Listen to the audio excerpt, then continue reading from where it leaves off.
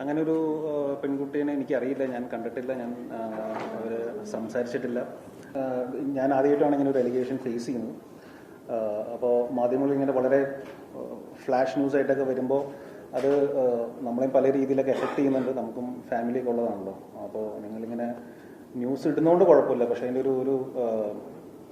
ഒരു ബേസെങ്കിലും ഒന്ന് അന്വേഷിച്ചിട്ട് നിങ്ങൾ ഇത്തരം ന്യൂസുകളിലേക്ക് പോയാൽ നല്ലതാണെന്നൊരു അഭിപ്രായമുണ്ട്.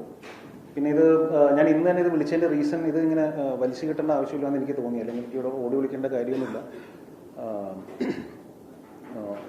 എൻ്റെ ഭാഗത്ത് ന്യായമുണ്ട്, അല്ലെങ്കിൽ ഞാൻ അങ്ങനെ ഒരു കാര്യം ചെയ്തിട്ടില്ല എന്ന് എനിക്ക് 100% ഉറപ്പുള്ളതുകൊണ്ട് തന്നെയാണ് ഞാൻ മീഡിയനെ എനിക്ക് ഇന്ന് തന്നെ പ്രസ് മീറ്റ് വിളിച്ച് എല്ലാവരും കാണണമെന്ന് പറഞ്ഞത്. അതിൽ ഒരു സത്യമായിട്ടുള്ള കാര്യമല്ല. പക്ഷേ ഇത് ഞാൻ അറിഞ്ഞത് FIR രജിസ്റ്റർ ചെയ്തതാണ്. അപ്പോൾ FIR രജിസ്റ്റർ ചെയ്തൊരു കേസ് നിയമത്തിൻ്റെ വഴിയിലാണ് പോവുള്ളൂ. അപ്പോൾ നിയമത്തിൻ്റെ എല്ലാ വഴികളിലൂടെയും ഞാൻ സഞ്ചരിക്കേണ്ടി വരും. അത് എത്ര നാളെന്നുള്ളത് എനിക്കറിയില്ല. പക്ഷേ ഞാനും തിരിച്ചും നിയമപരമായിട്ട് അത് ഫൈറ്റ് ചെയ്യും. അതിൻ്റെ ഏതറ്റം വരെ പോകണമെങ്കിൽ ഏതറ്റം വരെയും ഞാൻ പോവും. ഇത് സത്യമല്ലെന്ന് എന്നെ കൊണ്ടാവുന്ന രീതിയിൽ എൻ്റെ അങ്ങനെ തെളിവുകളൊന്നുമില്ല. പക്ഷെ ഞാനിത് പ്രൂവ് ചെയ്യാൻ വേണ്ടിയിട്ട് എൻ്റെ എല്ലാ വഴികളും ഞാൻ ശ്രമിക്കുന്നതാണ്. കാരണം ഇത് ഇങ്ങനെ ഒരു ഫേക്ക് അലിഗേഷൻസ് ഇങ്ങനെ വന്ന് തുടങ്ങിയാൽ ഇവിടെ എല്ലാവർക്കും ജീവിക്കണമല്ലോ. ഇപ്പം നാളെ ആർക്കെതിരെയും വരാം. ഇതുപോലെ ഒരുപാട് ഫേക്ക് അലിഗേഷൻസ് ആണുങ്ങൾക്കെതിരെ വന്നിട്ടുള്ള കേസുകൾ നമ്മുടെ രാജ്യത്തുണ്ട്. അത് ഡിസ്പ്രൂവ് ചെയ്തിട്ടുള്ള സിറ്റുവേഷൻസ് ഉണ്ട്. ഇനിയും നാളെ മുതൽ ആർക്കെതിരെയും വരാം. പക്ഷേ അവർക്കെല്ലാവർക്കും വേണ്ടിയാണ് ഞാൻ ഇവിടെ വന്നിരുന്ന് സംസാരിക്കുന്നത്. ഞാനത് ആരെങ്കിലും സംസാരിച്ച് തുടങ്ങിയില്ലെങ്കിൽ ഇതിങ്ങനെ നീണ്ടു പോയിക്കൊണ്ടിരിക്കും. കാരണം ഇതിൻ്റെ ഒരു പ്രൊസീജിയർ അങ്ങനെ ടൈം ടേക്കിംഗ് പ്രൊസീജിയറാണ്. നമ്മൾ സ്ഥിരം കാണുന്ന ഒരു പരിപാടിയാണല്ലോ. അപ്പോൾ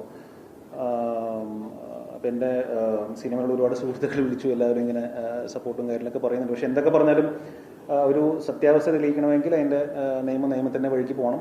അപ്പോൾ അതിൻ്റെ ഏത് അന്വേഷണത്തിനും, ഏത് ശാസ്ത്രീയമായ അന്വേഷണത്തിനും സഹകരിക്കാൻ ഞാൻ തയ്യാറാണ്. ഞാൻ ഇവിടെ തന്നെ ഉണ്ടാവും. ഇനിയും മാധ്യമങ്ങളെ കാണേണ്ടി വന്നാൽ ഞാൻ കാണും. ഇതേപോലെ എന്തെങ്കിലും സംസാരിക്കേണ്ടി വന്നാലും ഞാൻ സംസാരിക്കും. എനിക്കിങ്ങനെ സംസാരിച്ച് ശീലമില്ല. നമ്മൾ ഈ സിനിമയുടെ റിലീസ് സമയത്തൊക്കെയാണ് നമ്മൾ ഒരു പ്രസ് മീറ്റ് അങ്ങനെയൊക്കെ നമ്മൾ ചെയ്യാറുള്ളൂ. അല്ലാതെ ഞാനങ്ങനെ ഒരുപാട് അങ്ങനെ സംസാരിച്ച് ശീലമുള്ള ആളൊന്നുമല്ല. പക്ഷേ ഇത് ഇപ്പം എനിക്ക് വേണ്ടി ഞാൻ മാത്രമല്ല സംസാരിക്കാനുള്ളൂ. അപ്പോൾ എനിക്കത് സംസാരിച്ചേ പറ്റൂ. നിങ്ങൾ ന്യൂസ് കൊടുക്കണമെങ്കിൽ കൊടുത്തോളൂ, അത് നിങ്ങളുടെ ഉചിതം പോലെ ചെയ്യും. പക്ഷേ ഇത് നാളെ അത് സത്യമല്ലെന്ന് തെളിഞ്ഞാലും നിങ്ങളതേ ഇപ്പം ചെയ്യുന്ന അതേ രീതിയിൽ തന്നെ എൻ്റെ കൂടെ നിൽക്കണം എന്ന് ഞാൻ നിങ്ങളോട് അപേക്ഷിക്കുന്നു. അതെ, സോറി, അതേ പറഞ്ഞില്ല. അതായത് 1.5 മാസം മുമ്പാണ് എന്നെ ഊന്നുകൽ പോലീസ് സ്റ്റേഷനിൽ നിന്ന് വിളിച്ചത്. ഇങ്ങനെ ഒരു പരാതി ഉണ്ടെന്ന് പറഞ്ഞു. അപ്പോൾ ഞാൻ അന്നൊരു CA ആണ് വിളിച്ചത്, പേര് ഞാൻ ഓർക്കുന്നില്ല. അപ്പോൾ പുള്ളി വിളിച്ചിട്ട് ഇങ്ങനെ ഒരു അലിഗേഷൻ ഉണ്ടെന്ന് പറഞ്ഞു. ഞാൻ പറഞ്ഞു ഈ പെൺകുട്ടി ഞാൻ അറിയില്ല, ഞാൻ കണ്ടിട്ടില്ല, ഇങ്ങനെ ഇതിനകത്ത് പറയുന്ന അലിഗേഷൻസ് ഒക്കെ പറഞ്ഞപ്പോൾ ഞാൻ പറഞ്ഞു എനിക്കറിയില്ല സാർ എന്ന് പറഞ്ഞു. അപ്പോൾ അവരതൊരു ഇതിൽ വാസ്തവമില്ല, ഇതൊരു ഫേക്ക് കേസാണെന്ന് പറഞ്ഞിട്ട് അതന്ന് ക്ലോസ് ചെയ്യുകയാണ് ചെയ്തത്. അപ്പോൾ ഞാൻ സാറിനോട് ചോദിച്ചു, സാർ ഇത് ഞാനെന്നാ ഒരു പരാതി കൊടുക്കട്ടെ പോലീസിനോ, അല്ലെങ്കിൽ ഇത് എവിടെയാണ് പരാതി കൊടുക്കട്ടെ, കാരണം ഒരു ഫേക്ക് ആയിട്ടൊരു അലിഗേഷൻ വരുവാണല്ലോ. അപ്പോൾ പറഞ്ഞു അങ്ങനെ ചെയ്യേണ്ട ആവശ്യമില്ല, ഇത് ചിലപ്പോൾ അവർക്ക് ചിലപ്പോൾ ഒരു ഫേമസ് ആവാൻ എന്തിനൊക്കെ വേണ്ടി ചെയ്യുന്നതായിരിക്കും. അപ്പോൾ അതിന് വെറുതെ അതിനെ നിന്ന് കൊടുക്കേണ്ട കാര്യമില്ല. ഇതിങ്ങനെ ഒരുപാട് കേസുകൾ വരുന്നതാണ്. അപ്പോൾ അതിൻ്റേതായിട്ടുള്ളൊരു രീതിയിൽ അങ്ങനെ വിട്ടാൽ മതി എന്ന് തോന്നുന്നു. പക്ഷേ ഞാനപ്പം അന്ന് നിയമോപദേശം തേടിയ വക്കീലിൻ്റെ അടുത്ത് ചോദിച്ചപ്പോൾ വക്കീലും സെയിം അഭിപ്രായം തന്നെ പറഞ്ഞു, ഇതിങ്ങനെ വിട്ടേക്കും, അതിന് വലിയ പ്രസക്തി കൊടുക്കേണ്ട കാര്യമില്ല. പിന്നെ ഇങ്ങനെ ഫേസ്ബുക്കിലൊക്കെ എഴുതിയിരിക്കുന്നുണ്ട്, എന്താണ് വാട്സപ്പിലൂടെ വൈറസ് സന്ദേശം അയച്ച് ഫോൺ ഹാക്ക് ചെയ്യുന്ന പരിപാടി എന്നൊക്കെ പറഞ്ഞു. അപ്പം അങ്ങനെ വായിച്ചപ്പോൾ ഞാൻ കരുതി ഇത് വളരെ ബേസ്ലെസ് ആയിട്ട് സംസാരിക്കുന്ന ഒരു വ്യക്തിയാണല്ലോ. അപ്പോൾ പിന്നെ ഇതിൻ്റെ പിന്നാലെ പോകേണ്ട കാര്യമില്ലല്ലോ എന്ന് തോന്നി. അപ്പം അങ്ങനെയൊക്കെ ചെയ്യാൻ അറിയായിരുന്നെങ്കിൽ എന്തൊക്കെ നമുക്കിവിടെ ചെയ്യാം. എനിക്കങ്ങനെ ബേസിക്കലി ഇത്രേ ഉള്ളൂ. എനിക്കിത് ഒരു പരിചയമില്ല. ഇത് ഞാൻ ഈ പെൺകുട്ടിയെ കണ്ടിട്ടില്ല. ഈ പറയുന്ന അലിഗേഷൻസ് കംപ്ലീറ്റ്ലി ഫോൾസ് ആണ്. അതിന് ഞാൻ നിയമത്തിൻ്റെ എന്ത് കാര്യത്തിനും സഹകരിക്കാൻ ഞാൻ തയ്യാറാണ്. എങ്ങും പോകുന്നില്ല, ഇവിടെ തന്നെ ഉണ്ടാവും, നിങ്ങളുടെ മുമ്പിൽ തന്നെ ഉണ്ടാവും.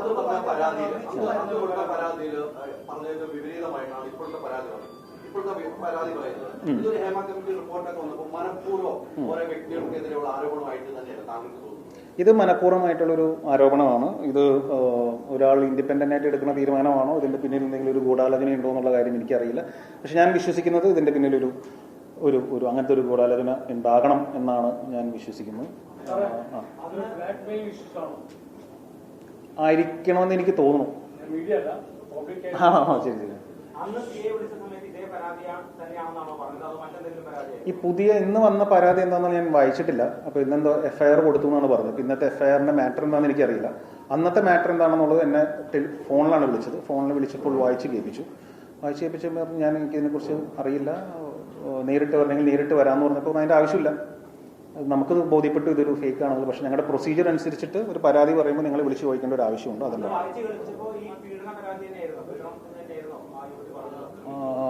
അങ്ങനെ എന്തൊക്കെയായിരുന്നു അതിൻ്റെ അത് പറഞ്ഞത്, കറക്റ്റായിട്ട് ഞാൻ ഓർക്കുന്നില്ല. പക്ഷെ ഇതേ മൂഡിലുള്ള പരിപാടിയായിരുന്നു. ഒരു ഹോട്ടൽ മുറിയിൽ പോകുന്നു, ഒരു ഹോട്ടലിൽ ചെന്ന് ഇങ്ങനെ കണ്ടു, പരിചയപ്പെട്ടു, പിന്നെ എന്തോ പീഡിപ്പിച്ചു, അങ്ങനെ എന്തൊക്കെ രീതിയിലാണ് അന്ന് പറഞ്ഞതെന്നാണ് എൻ്റെ ഒരു ഓർമ്മ.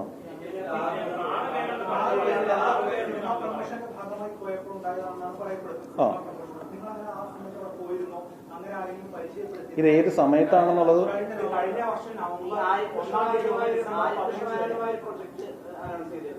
അതിന്റെ കാസ്റ്റിംഗ് കോഡുമായി ബന്ധപ്പെട്ടാണ് ആദ്യം ഇങ്ങനെ ഒരു അലിഗേഷൻ നമ്മൾ ശ്രദ്ധിക്കുന്നത്.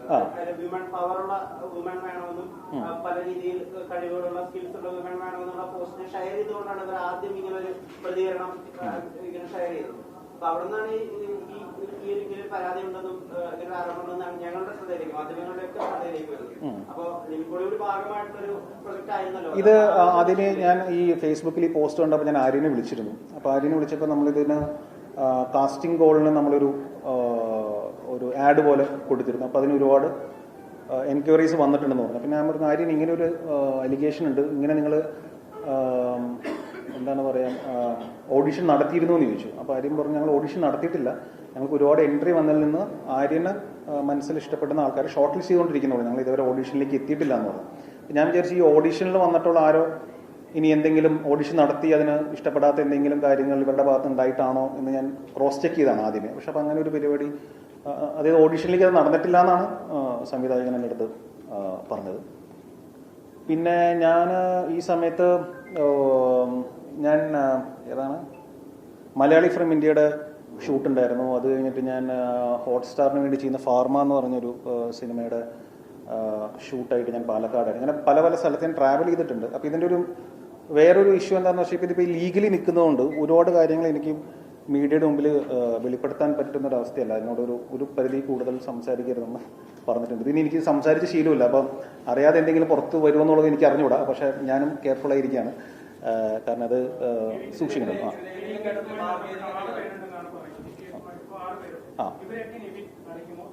ഇതിനകത്ത് പറയുന്ന ഒരു വ്യക്തിനെ അറിയാം. അദ്ദേഹം അതാണ് പേര് പറയാമെന്ന് എനിക്കറിയില്ല, അപ്പോൾ അതുകൊണ്ട് ഞാൻ പറയാണ്. ഒരു വ്യക്തിനെ അറിയാം. ആ വ്യക്തി സിനിമയിൽ, മലയാള സിനിമയിൽ ഒരുപാട് പേർക്ക് ഫണ്ട് ചെയ്യുന്ന ആളാണ്. ഞാനും പുള്ളിയുടെ നിന്ന് ഫണ്ട് മേടിച്ച് സിനിമകൾ ചെയ്തിട്ടുണ്ട്. മലയാള സിനിമയിൽ ഒരുപാട് പേര് പുള്ളിയുടെ നിന്ന് ഫണ്ട് മേടിച്ച് ചെയ്യുന്ന ഒരാളാണ്. അങ്ങനത്തെ ഒരു ബന്ധം മാത്രമേ എനിക്ക് പുള്ളിയായിട്ടുള്ളൂ. സാമ്പത്തികമായിട്ടുള്ള നമ്മളൊരു സിനിമ ചെയ്യുമ്പോൾ, അപ്പോൾ നമ്മളൊരു 10 കോടിക്കും സിനിമ ചെയ്യുകയാണെങ്കിൽ ചിലപ്പോൾ നമ്മളൊരു 5 കോടി ഇങ്ങനത്തെ ഫിനാൻസിയേഴ്സിനടുത്ത് നമ്മൾ കടം മേടിച്ച് പടം ചെയ്ത് ബിസിനസ് ആകുമ്പോൾ പൈസ തിരിച്ചു കൊടുക്കും. അപ്പോൾ അങ്ങനെ ഒരു പ്രൊസീജിയറിൽ നമ്മൾ ഒരുപാട് പേരുടെ നിന്ന് പൈസ മേടിച്ചിട്ടാണ് മലയാള സിനിമയിൽ എല്ലാവരും പടം ചെയ്യുന്നത്. അപ്പോൾ അങ്ങനത്തെ മലയാള സിനിമയ്ക്ക് ഫണ്ട് ചെയ്യുന്ന ഒരാളാണ് ഇത്. അങ്ങനത്തെ ഒരു ബന്ധം മാത്രമേ എനിക്ക് പുള്ളിയായിട്ടുള്ളൂ, അല്ലാതെ പേഴ്സണലി വേറെ ബന്ധങ്ങളില്ല. ഏതാ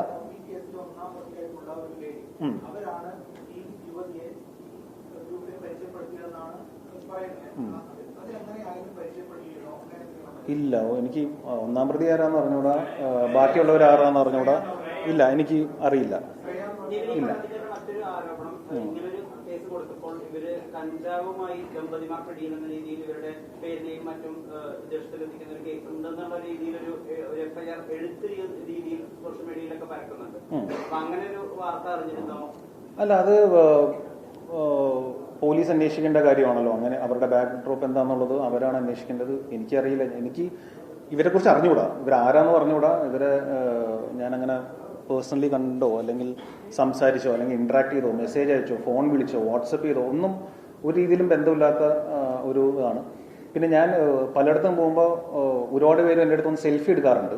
അത് നമ്മളൊരു സിനിമയിൽ അഭിനയിക്കുന്ന ഒരാളായതുകൊണ്ട് എൻ്റെ അടുത്ത് അങ്ങനെ വല്ല സെൽഫി ഫോട്ടോ ഉണ്ടോ എന്നുള്ളത് അറിഞ്ഞുകൂടാ. അത് നമുക്ക് നോ പറയാൻ പറ്റാത്ത കാര്യമാണ്. അല്ലാതെ ഉള്ള ഒരു രീതിയിലുള്ള കണക്ഷനും ഈ പറയുന്ന പെൺകുട്ടിയായിട്ട് എനിക്കില്ല.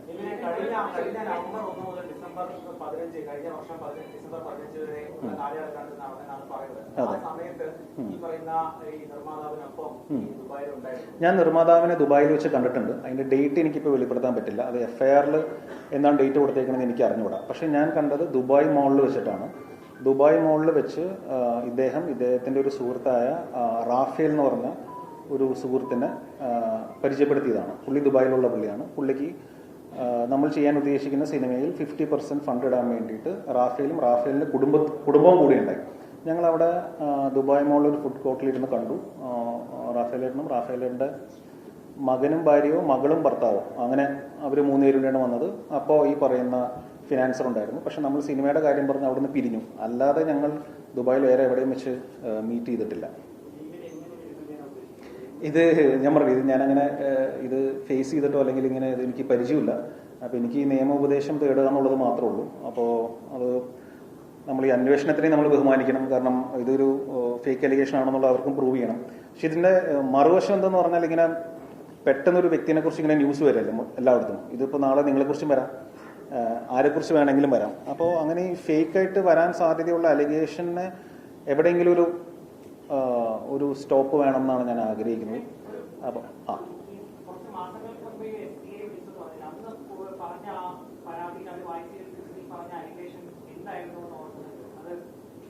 അതാണ് ഞാൻ പറഞ്ഞത്. അതെനിക്ക് ഇപ്പോൾ ഇവിടെ വെച്ച് സംസാരിക്കാമോ എന്ന് എനിക്ക് അറിഞ്ഞൂടെ. ഞാൻ അഡ്വക്കേറ്റായിട്ട് ചോദിച്ചിട്ട് ഇപ്പോഴത്തെ അലിഗേഷൻ എന്താണെന്നുള്ളത് ഞാൻ വായിച്ചില്ല.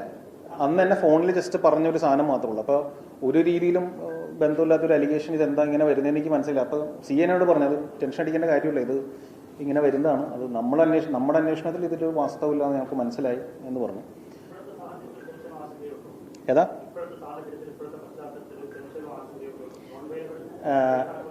അല്ല, അതിപ്പോൾ നമ്മൾ അത് ഫേസ് ചെയ്യണം, വേറെ ഇതൊന്നുമില്ല. പക്ഷെ നമ്മുടെ ഇമ്മീഡിയറ്റ് ഫാമിലിയാണ് നമ്മുടെ കൂടെ, അവർക്കാണ് എഫക്റ്റ് ചെയ്യാറ്. പക്ഷെ എൻ്റെ ഇമ്മീഡിയറ്റ് ഫാമിലി എല്ലാവരും എൻ്റെ കൂടെ തന്നെയുണ്ട്. അവർക്ക് എന്നെ അറിയാം. ഞാനിന്ന് അതിന് ഇതറിഞ്ഞപ്പോൾ വീട്ടിൽ അമ്മേനെയാണ് വിളിച്ചത്. മമ്മി ഇങ്ങനെ ഒരു വാർത്തകൾ വരുന്നുണ്ട്. മമ്മി പറഞ്ഞു നീ ധൈര്യമായിട്ട് ഇരിക്കും, എനിക്ക് ടെൻഷനൊന്നും ഇല്ല എന്നാണ് മമ്മി പറഞ്ഞത്. അപ്പോൾ അത് മതി. അപ്പോൾ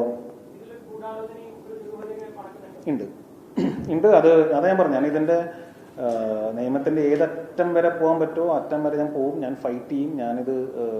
അത് ഞാൻ ചെയ്തിരിക്കും. അത് എനിക്ക് വേണ്ടി മാത്രമല്ല, നാളെ ഇതേപോലെ വരാൻ സാധ്യതയുള്ള അലിഗേഷൻ വരാൻ സാധ്യതയുള്ള അല്ലെങ്കിൽ ഡിഫെം ചെയ്ത് ഒരു വ്യക്തിത്വത്തെ നശിപ്പിക്കാൻ സാധ്യതയുള്ള എല്ലാവർക്കും വേണ്ടിയാണ് ഞാൻ നിൽക്കുന്നത്. അത് സിനിമയിലുള്ള ആർക്ക് വേണമെങ്കിലും വരാം, സിനിമയിലുള്ള ഇല്ലാത്തവർക്കും വരാം, മീഡിയക്കാർക്കെതിരെ വരാം, രാഷ്ട്രീയക്കാർക്കെതിരെ വരാം. പക്ഷെ ഈ യാത്ര ഞാൻ കണ്ടിന്യൂ ചെയ്തേ പറ്റുള്ളൂ. അപ്പോൾ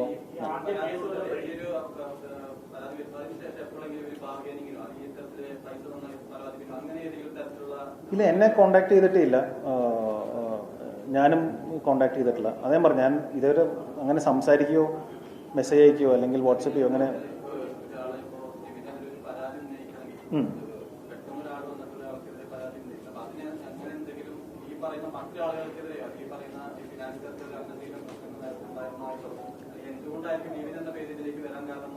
എനിക്കതിൻ്റെ അകത്ത് പേര് പറഞ്ഞിട്ടുള്ള ബാക്കിയുള്ളവർ ആരാണെന്ന് അറിയില്ല. ഞാൻ പേഴ്സണലി എനിക്ക് പരിചയമില്ലാത്തവരാണ്. അത് ഈ പറയുന്ന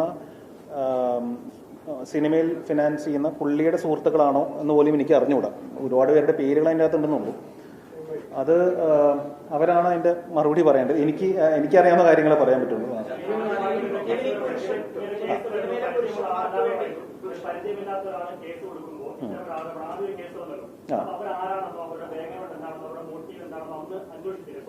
ഞാൻ ചോദിച്ചു ഇത് ചെയ്യണോന്ന് ചോദിച്ചപ്പോൾ പറഞ്ഞു അതിന്റെ പിന്നാലെ തൂങ്ങേണ്ട കാര്യമില്ല, നിവിന്റെ വർക്കായിട്ട് മുമ്പോട്ട് പോകും. ഇങ്ങനെ എല്ലാ ശബ്ദങ്ങൾക്കെതിരെ നിങ്ങൾ പ്രതികരിക്കാൻ പോയി കഴിഞ്ഞാൽ അതിനെ സമയം ഉണ്ടാവുള്ളൂ. പിന്നെ അതൊരു അൺവാണ്ടഡ് ന്യൂസിലൊക്കെ വരും. അപ്പോൾ അതിന്റെ ആവശ്യമില്ലല്ലോ. അപ്പോൾ അത് ഞങ്ങൾ കേസ് ക്ലോസ് ചെയ്ത കാര്യം പിന്നെ നിവിൻ ടെൻഷൻ അടിക്കേണ്ടതെന്ന് പറഞ്ഞു. ഞാൻ അതിന്റെ പിന്നാലെ പോയില്ല ബ്രദർ. സത്യം പറഞ്ഞ് എനിക്കങ്ങനെ ചെയ്യാൻ തോന്നിയില്ല. കാരണം എനിക്കൊരു പരിചയമില്ലാത്തൊരു പെൺകുട്ടിയാണല്ലോ. അപ്പൊ ഞാൻ എന്തിനാ അതിന്റെ പിന്നാലെ പോകണം?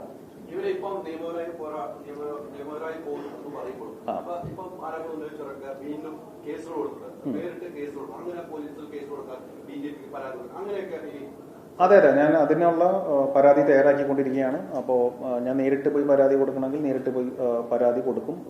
അതിന്റെ പ്രൊസീജിയർ ഇപ്പം അങ്ങോട്ട് വന്നില്ലുള്ളൂ. അപ്പോൾ അത് എഴുതി ഒന്ന് പ്രിപ്പയർ ചെയ്യണമല്ലോ. ആ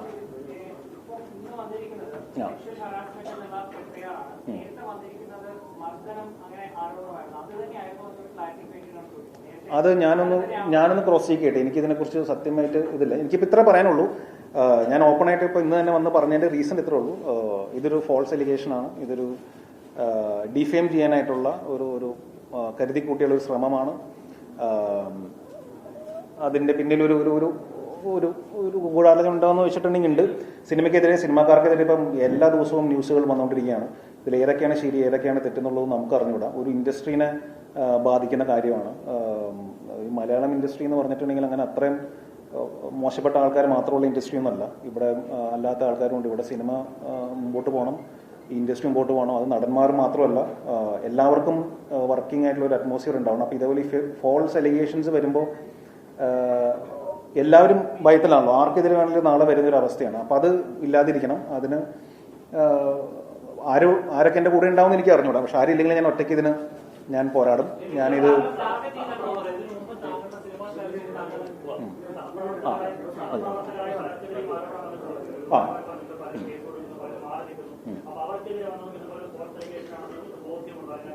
എനിക്ക് അതിനെക്കുറിച്ച് പറയാനായിട്ട് അറിയില്ല. അത് അവർ ഫൈറ്റ് ചെയ്യുന്ന കാര്യമാണ്. അത് എനിക്ക് തോന്നുന്നു അത് ഓൾറെഡി കേസായിട്ടുള്ള കാര്യമാണ്. അപ്പോൾ അത് ആ വഴിക്ക് നടക്കട്ടെ. അപ്പോൾ ഞാൻ ഇവിടെ തന്നെ ഉണ്ട്. ഞാൻ എങ്ങും പോകുന്നില്ല. ഇനി മീഡിയനെ കാണണമെങ്കിൽ മീഡിയയുടെ മുമ്പിൽ ഞാൻ വരും. ഞാനിവിടെ ഉണ്ടാവും. പക്ഷേ അനാവശ്യമായിട്ട് മീഡിയ ഇത് വളരെ ഭയങ്കര പീഡന കേസ് പ്രതി എന്നൊക്കെ പറഞ്ഞ് ചെയ്യുന്നതിന് മുന്നേ ഇതിനെക്കുറിച്ച് നിങ്ങൾ അന്വേഷിക്കുന്നവരാണല്ലോ. അപ്പോൾ നിങ്ങളും ഇതിൻ്റെ ഒരു സത്യാവസ്ഥ അന്വേഷിക്കാൻ പറ്റുമെങ്കിൽ അന്വേഷിച്ചിട്ട് ചെയ്തൊരു റിക്വസ്റ്റ് ആണ്. പക്ഷേ ഇല്ലെങ്കിലും കുഴപ്പമൊന്നുമില്ല. ഞാൻ പോരാടാൻ തീരുമാനിച്ചിരിക്കുകയാണ്.